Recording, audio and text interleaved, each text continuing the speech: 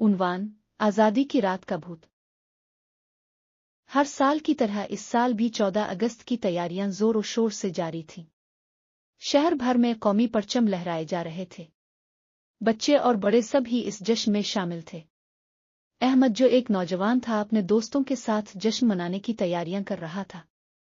अहमद और उसके दोस्तों का इरादा था कि वो इस साल कुछ मुख्तलिफ करेंगे। शहर के बाहर एक पुराना किला था जो कई सालों से खाली पड़ा था। लोगों का कहना था कि इस किले में भूतों का बसेरा है।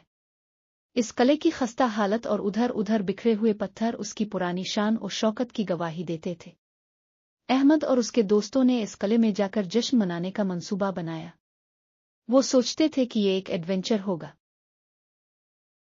14 अगस्त की रात अहमद और उसके दोस्त किले में पहुंचे। उन्होंने अपने साथ खाने पीने का सामान लिया और किले की छत पर बैठकर जश्न मनाने लगे। किले की फिजा में अजीब सा सुकून और खौफ का एहसास था। अंधेरे में उनके चेहरों पर रोशनी की झलकियां आ रही थीं और हर कोई खुश और मुतमईन दिखाई दे रहा था। रात के दरमियानी हिस्से में जब सब हंस रहे थे और जश्न मना रहे थे, अचानक किले में अजीब आहटें सुनाई देने लगे। सब ने ये आहटें सुनी और हैरान हो गए। अहमद ने कहा कि शायद यह किले की पुरानी दीवारों की आवाज है, लेकिन दिलों में खौफ का एक साया सरायत कर चुका था। हर कोई खामोश हो गया और आवाजें सुनने लगा। अचानक एक सर्द हुआ का झोंका आया और सबके दिलों में खौफ भर गया। अहमद के दोस्तों ने देखा कि एक साया नुमा भूत उनकी तरफ आ रहा है। सब खौफजदा हो गए और भागने लगे। भूत की शक्ल धुंधली थी, मगर उसकी आंखों में दुख और गुस्से की झलक थी। अहमद ने हिम्मत जमा की और भूत की तरफ बढ़ा। इसने महसूस किया कि भूत के चेहरे पर गम और दर्द की झलक है। अहमद ने पूछा कि वो कौन है और यहाँ क्यों आया है। भूत ने जवाब देने से पहले एक लंबा सांस लिया, जैसे वो सदियों का बोझ उठाए हुए हो। भूत ने बताया कि वो एक सिपाही था जो आज़ादी की जंग में शहीद हुआ था। वो अपनी माँ के पास वापस नहीं जा सका और उसका दिल अभी तक अधूरा है। अहमद ने भूत की कहानी सुनकर उसकी माँ की तलाश का वदा किया। भूत की कहानी ने सबको खामोश कर दिया और हर कोई उसकी दर्द भरी दास्तान सुनकर उदास हो गया। अगले दिन अहमद ने गांव के बुजुर्गों से भूत के बारे में पूछा।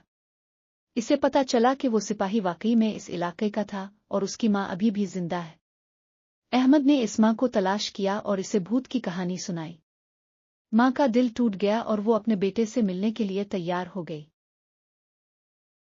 अहमद इस माँ को किले में ले गया जहां भूत का इंतजार था। माँ ने अपने बेटे को देखकर आंसू बहाए और इसे गले लगा लिया। भूत ने सुकून का सांस लिया और रोशनी में तहलील हो गया। माँ के आंसुओं में खुशी और गम का मिलाप था, लेकिन इस लम्हे में सुकून की एक लहर दौड़ गई। इस वाकये के बाद किले की फिजा में सुकून आ गया। अहमद और उसके दोस्तों ने महसूस किया कि उन्होंने एक बड़ी जिम्मेदारी पूरी की है। गांव वाले भी इस कहानी को सुनकर मुतासिर हुए और किले को एक यादगार के तौर पर महफूज करने का फैसला किया। हर कोई इस बात पर मुत्तफिक था कि आज़ादी की कीमत बहुत बड़ी होती है और उनकी कुर्बानियों को हमेशा याद रखना चाहिए। अहमद और उसके दोस्तों का तजर्बा हमें सिखाता है कि आज़ादी की कीमत बहुत बड़ी होती है और हमें उन लोगों का एहतराम करना चाहिए जिन्होंने अपनी जान कुर्बान की। उनके इस तजुर्बे से नई नस्ल के लिए एक सबक मिला कि हम सबको अपनी तारीख और कुर्बानियों को कभी नहीं भूलना चाहिए। उनकी कहानी ने लोगों को एक नई सोच दी और हर किसी ने अपने दिल में अहमद और उसके दोस्तों के लिए एहतराम पी। ये कहानी हमें सिखाती है कि मोहब्बत, एहतराम और कुर्बानी की कदर करना कितना अहम है।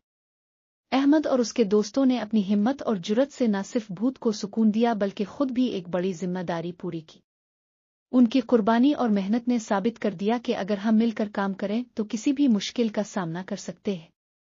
इस कहानी से ये भी सबक मिलता है कि हमें हमेशा अपनी तारीख और कुर्बानियों का एहतराम करना चाहिए ताकि हम एक बेहतर मुस्तकबिल की बुनियाद रख सकें। ये 10,000 लफ्ज़ों की कहानी सामेईन को हर लम्हा मसरूफ रखने के लिए डिज़ाइन की गई है, जिसमें खौफनाक माहौल, सनसनीखेज लम्हात और एक दिल को छू लेने वाला इख्तिताम शामिल है, जो सामेईन को ये सबक देता है कि एहतराम, मोहब्बत और कुर्बानी की कदर करना कितना अहम है।